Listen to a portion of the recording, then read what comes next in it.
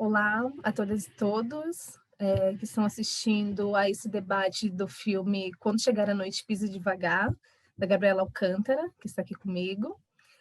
Esse é um filme que está na mostra Olhares Brasil, da 10ª edição do Olhar de Cinema, e a gente começa trazendo a Gabriela para esse debate, e acho que a primeira coisa que eu quero perguntar e para a gente começar a conversar é pensar nessa protagonista, né? Como uma mulher protagonista de um filme de gênero, uma mulher protagonista de um filme de terror, a Kaia.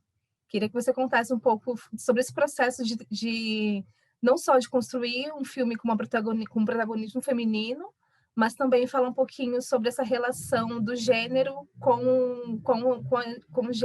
do gênero do filme com a questão de gênero e sexualidade também, né, que vai estar permeando o filme. Oi, gente. É prazer estar aqui. Muito obrigada pelo convite do festival como um todo, né? Eu acho que esse filme responde a uma pesquisa e a um desejo muito grande sobre quem é essa mulher no cinema de gênero, assim, tanto como espectadora quanto como realizadora. Eu observo já desde a minha infância filmes, sou fã de filmes de gênero, e sempre para mim foi muito complicado à medida que você vai entendendo um pouco mais das narrativas, né? Como essa mulher é sempre a coisa da final girl, né? Em sua maioria é aquela mulher branca, virgem, pura, e é essa pessoa que merece sobreviver no final. Como esses corpos são constantemente objetificados e muitas vezes violentados, né? A gente tem um subgênero que é literalmente pornô de vingança, porque as mulheres são tipo violentadas sexualmente ao longo do filme e só depois de 1 hora, digamos, de sofrimento é que elas conseguem se vingar desses homens, muitas vezes já ainda seminuas. Então, esse corpo feminino no cinema de terror, no cinema de suspense, é um corpo ainda mais explorado dentro dos limites da violência, né? Parece que é interessante ver as mulheres sofrendo, assim. E quando eu quis começar a fazer cinema dentro disso, eu me percebi querendo fazer um outro cinema. Então, eu tive uma preocupação de realmente construir uma personagem que, por mais que ela passe por dores, né, e tenha seus conflitos, e a gente veja ela atravessando aquela tensão, mas é uma tensão que eu trato com respeito, quase. Eu queria dizer assim, não é essa palavra que eu queria usar, mas eu não estou, em momento nenhum, expondo o corpo nu da atriz Morana Ochoa, por exemplo. Inclusive, em uma cena que há um momento que ela está despida, mas a gente filma isso com muita naturalidade, não é preciso explorar o corpo dela, a gente não precisa que ela passe por nenhuma violência em um grau sexual até. Isso eu acho que não prejudica o filme, sabe? O filme continua sendo tenso, continua trazendo a angústia, pelo menos até agora, é o que eu tenho sentido, assim. Acho que é isso.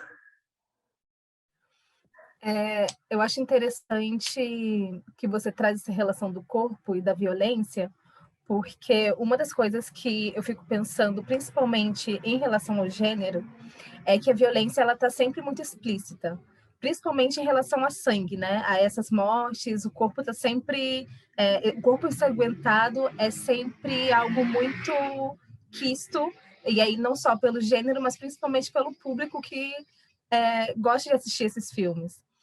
E nesse filme a gente tem, enfim, nessa cena final, a gente tem um pouco dessa explicidade, mas a violência que está sempre permeando essas tensões e aí permeando esse cotidiano dessa mulher, ela não está, ela acaba indo para um terror psicológico, né?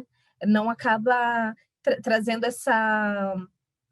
o visível, né? O visível, essas imagens que não contrapõem a violência por si só. Elas estão ali como uma escolha estética, mas também uma escolha plástica da violência, né?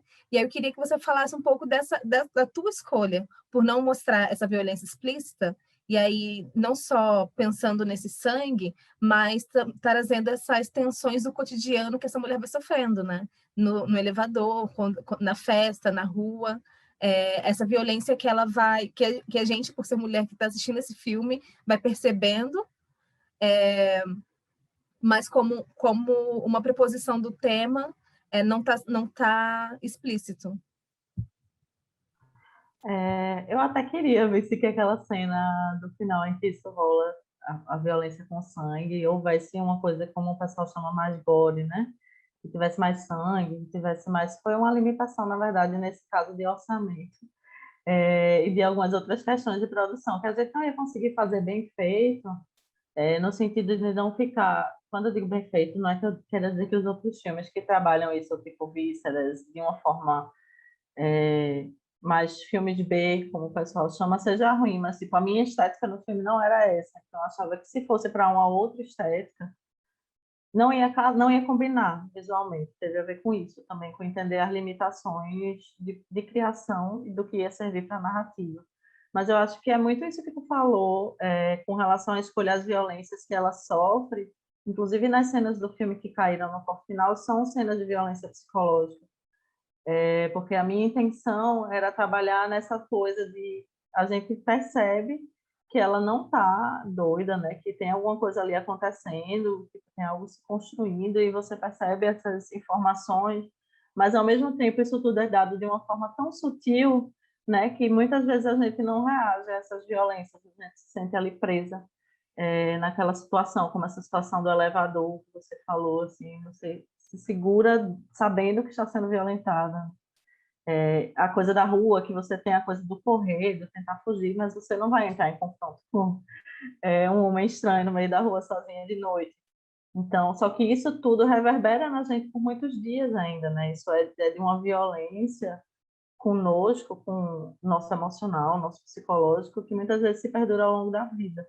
Então, eu me preocupei muito em mostrar uma violência, que são violências que eu sofri, que talvez você tenha sofrido, que amigas minhas sofreram, que eram provocadas justamente por essa questão do masculino, o que é que o masculino acha que tem sobre a gente, né? Esse desejo incontrolável. Assim, a gente é posse, a gente é o direito deles, quase. Era meio que eu querendo discutir isso, eu sei que talvez o sangue ao longo da narrativa não fosse necessário. Porque se a gente até percebe uma cordialidade invasiva, né? Que o Diego acaba tendo com a Caia, trazendo essas violências para muito mais perto, como elas não estão necessariamente elas estão ultrapassando limites, mas por não ser limites que a gente entende como violentos, a gente não percebe às vezes, né? E eu fiquei pensando muito em relação ao Diego, propositamente, e nessa cordialidade que acaba sendo muito invasiva, que ela está o tempo todo no limite do espaço, e aí é esse homem, né, que está sempre achando que a porta está aberta para ele, assim.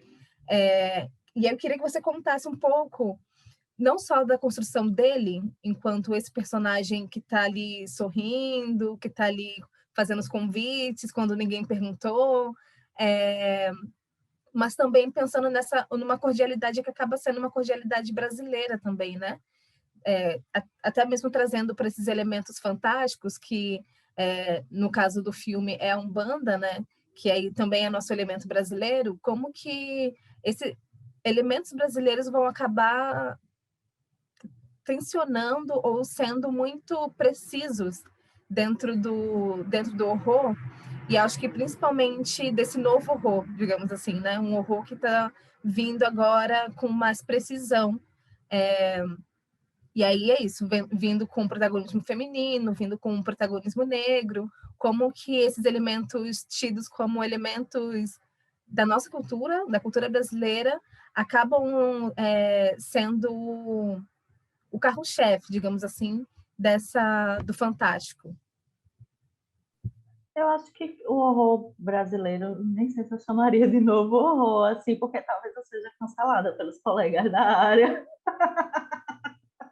Mas não, eu percebo uma mudança, assim, quer dizer que eu percebo uma mudança no sentido de que o horror brasileiro ele está voltando a ser o horror brasileiro e não um olhar americanizado para o brasileiro, sabe? Essa coisa da Umbanda mesmo que tu trouxe, eu quero retratar a Umbanda como ela é na realidade brasileira, sem um olhar racista, fetichista para o que é os Exus, o que são os Exus das Pombagiras, por exemplo, sabe? O que é o malumbinho, né? Que ela faz uma prece, o que é os nossos rituais mesmo. E aí eu me vi nessa coisa de haver um incômodo com isso, com essa representação que eu considerava falha e preconceituosa e reprodutora de preconceitos. E um desejo, enquanto uma mulher umbandista, também de começar a trabalhar elementos do fantástico que fossem para uma outra linha, sabe? Que fossem até para uma linha do elemento que faz a salvação, né? Por que é que a salvação vem só do cristianismo, principalmente às vezes do cristianismo católico? Por que não eu posso pedir a Exu, que é o Senhor dos Caminhos, que me proteja, né? Que me acompanhe? Então, para mim é muito interessante começar a trabalhar isso nos meus filmes, trazer essa questão. E a coisa do cara é muito isso que tu falou também, assim, a inspiração para ele literalmente tem a ver com dois ex-namorados meus, de fato, que, assim, em quatro paredes não eram os homens cordiais que eles eram na rua, sabe? Então, é sempre essa coisa, né, do limite que vai sendo testado, inclusive por ex-namorados, né? Às vezes a gente nunca se livra desses caras, tem o vizinho, tem o ex, então essa história ela misturou um pouco disso com histórias que eu lia nos jornais. Aqui no Recife a gente teve um feminicídio há alguns anos atrás de um vizinho que ficou tentando diversas vezes flertar com a moça, ela morava em Boa Viagem, e ele simplesmente um dia invadiu o apartamento dela e a assassinou. Então, esses homens, eles se sentem muito autorizados, né? E eles usam a cordialidade, eles usam o lugar do cara legal, do cara que muitas vezes tem até posicionamentos políticos legais, de fato, e está aí nesse processo da desconstrução, mas entre eles não, alguns não trabalham tanto assim nisso. Eles trabalham mais no como ser desconstruído da porta de casa para fora, no sorriso, que eu tô sendo amável, eu tô só chamando para uma cerveja, né? Porque é que isso é um incômodo. Observe a situação, né, que você está chamando e a insistência, tipo, discutam com suas amigas, dialoguem entre si. Eu acho que esse personagem de Diego, ele vem muito de um desejo também de fazer com que esses caras enxerguem os amigos deles ali, sabe? E, tipo, comecem a realmente fazer o trabalhinho, a tarefa de casa, porque é isso, as pessoas se escondem atrás da cordialidade para tudo, né? Para machismo, para racismo, para tudo é uma grande brincadeira. E isso que eu acho mais interessante quando o filme de gênero acaba convocando de uma forma mais explícita, né? Que a gente consegue ver de uma outra forma, que é entender essa monstruosidade ou entender essas fantasias que não são fantasias, né? Uma coisa também que eu fiquei pensando é essa relação com o espaço. E aí não só o espaço do corpo da Caia e das amigas, né, que está lidando com várias mulheres, 3 mulheres estão em volta dela, mas também dessa casa, o espaço dessa casa, desse apartamento, desse ambiente que ela vive, dessa cidade que ela está diariamente compondo. E tem uma frase que ela fala: será que a casa da gente não pode se voltar contra a gente? E aí eu queria que você falasse um pouco sobre essas frases. Tem algumas frases que são bem pontuais no filme, né? E aí eu queria que você contasse um pouco para a gente, assim, essa relação, não só dessas frases que não são necessariamente frases de efeito, mas elas fazem a gente refletir sobre esses espaços, refletir sobre esses silêncios, né? Que logo no início também tem uma frase convocando esse silêncio. Como esse lugar também da gente refletir sobre essas histórias, refletir sobre essas monstruosidades que estão atravessando todo mundo. Ali, essa frase eu acho que na verdade surgiu na preparação de elenco. É, eu não sou uma diretora tão apegada a tudo que está no roteiro, né? Eu acho que as atrizes e os atores que eu trago, eles trazem eles e parte deles também para aquilo. Então, algumas coisas mudaram, mas eu gosto muito dessa frase porque eu acho que ela dialoga com o momento de angústia que ela estava tendo, que você passa a não se sentir segura na sua própria casa, né? Eu acho que principalmente para nós mulheres, essa coisa de você estar nesse ambiente que é externo, pode ser violento, pode ter os olhares e as interferências, e a partir do momento que você está em casa, você está em paz. Mas no caso dela, tinha um vizinho no caminho que não queria deixar ela em paz.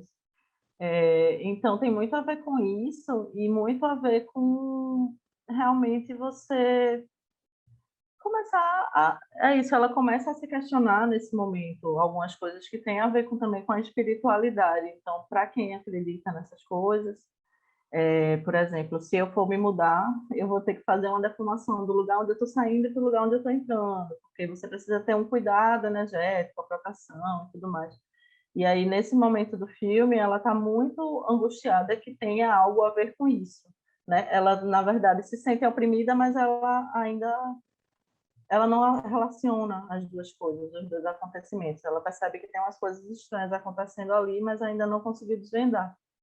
Então, a frase tem muito a ver com como pessoas que praticam a Umbanda ou outras religiões percebem esses espaços, esses ambientes, né? A gente está sempre tipo, aqui atrás de mim, é porque não dá para ver, tem uma comigo, ninguém pode. Então, a gente tem esse cuidado com os espaços onde a gente circula, porque é isso, você às vezes está dentro de casa e não está salvo, né? Saiu uma notícia esse final de semana de umas meninas que estavam na piscina e aí estavam fazendo topless e o pessoal, a polícia invadiu a casa. Tipo, gente.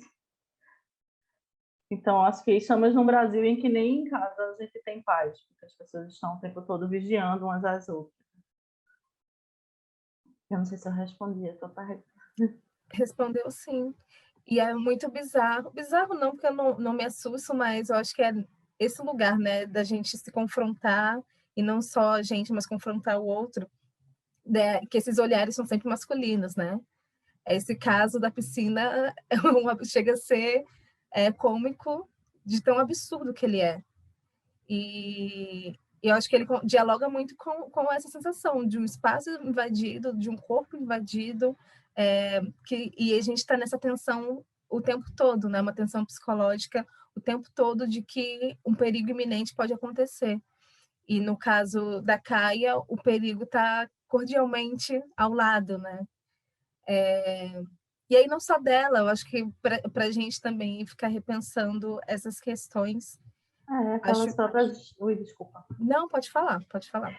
Não, eu ia dizer que fala da arquitetura, estou dizendo o apartamento que a gente escolheu, inclusive algumas janelas davam para outras janelas muito próximas, né? Que a arquitetura dos grandes centros é isso, você tem um vizinho que você não pode ter a paz de dormir de calcinha na sua casa, na sua cama, de janela aberta, porque se você fizer isso, vai ter uma pessoa do lado querendo fazer, sabe Deus o quê, com o seu corpo, assim, no mínimo tirar umas fotos, né? Então, é bem isso que você está falando, né? Ou até mesmo como esse vizinho, né? Que tá falando para Ligar elas para o a que elas podem polícia. fazer ou não na casa delas. Enfim, chega a ser... É um absurdo, assim, pensar nessas situações. E eu gosto muito como fantástico, como o realismo fantástico ele acaba tensionando e trazendo essas questões para mais perto, além trazendo o absurdo, né? Que aí no fim não é um absurdo. E acho que o teu filme ele dialoga muito com isso, conversa muito com essa sensação de que o absurdo não é tão absurdo assim quando a gente para pensar. Não, eu só estava repetindo o final da tua frase. Bom, eu tenho mais uma pergunta só para a gente fechar, que é justamente sobre o processo de montagem, e trazer um pouco esse elemento do som também, né? Porque ó, tanto a montagem quanto o som, que são dois elementos muito caros para o horror, e no filme eu acho que os dois estão muito bem estabelecidos. E aí, se você quiser contar um pouquinho do processo, como é que foi pensar esses dois elementos dentro desses filmes clássicos, mas sair do filme clássico, né? E trazer para esse novo, não posso falar novo horror, mas para trazer para o filme. O pior é que o som nem foi tão distante dos clássicos. Por coincidência, é uma coisa que as pessoas repetem muito, né? O número de mulheres na equipe, e por coincidência foram dois homens.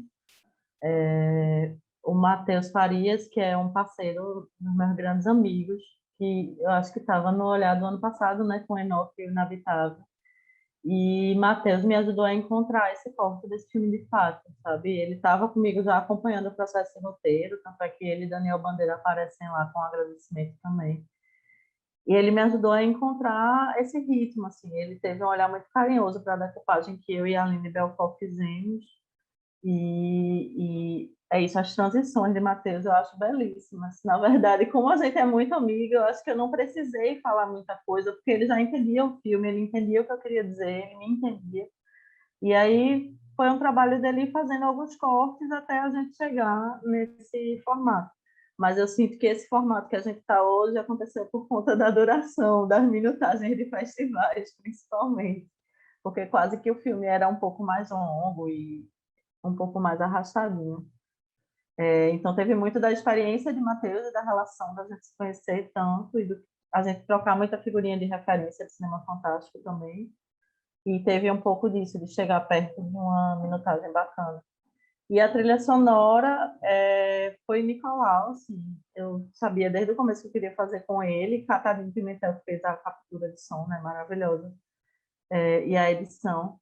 E Nick entrou com a trilha e com a mixagem. E aí eu dizia muito a ele que eu queria, por isso que eu te falei no começo que não distanciava tanto do clássico, eu queria me aproximar muito a uma coisa que John Carpenter faz em alguns filmes dele, que ele usa uma coisa mais, esse coisa do grave, né? Esse barulho, que não é aquela coisa do instrumento musical. Eu queria trabalhar muito ruídos. E outro cinema que eu dei para ele de referência foi da Gabriela Amaral Almeida, que ela faz isso também no filme dela, de você trazer mais é quase que uma camada a mais de tensão que o som faz, né? Quando ele entra nas cenas, que a cena já está tensa, parece que o som de Nicolau, ele dá uma prendida assim, em você dá uma apertada nos músculos, que era bem o que eu queria, e tentar fazer algumas assinaturas mesmo. Tem uma até que eu não sei se dá tanto para perceber, dependendo de como as pessoas assistirem. O som tem sido uma preocupação minha nesse formato online. Tentem assistir com fones de ouvido, é, porque eu acho que tem umas camadas ali que bota de respirações, de alguns trabalhos muito criativos dele. Assim. Eu gosto muito também do som desse filme. Eu gosto muito de ouvir também. Gostei muito de ouvir. Gabriela, obrigada pelas considerações, pela entrevista. Quem não assistiu o filme, assista, e assista com fones de ouvido. E muito obrigada pela existência do filme mesmo, né? Eu fico muito feliz de ver, de estar assistindo, de estar presenciando uma leva de ficção especulativa no Brasil e vinda de curtas-metragens. E fico muito feliz de ver essa relação, essa mudança de chave também com o protagonismo feminino, com diretoras mulheres, principalmente no cinema de gênero. Então, obrigada e parabéns pelo filme. Vida longa ao filme e todo o processo. Obrigada, eu que agradeço, gente. Foi ótima conversa. Eu espero que as pessoas gostem do filme.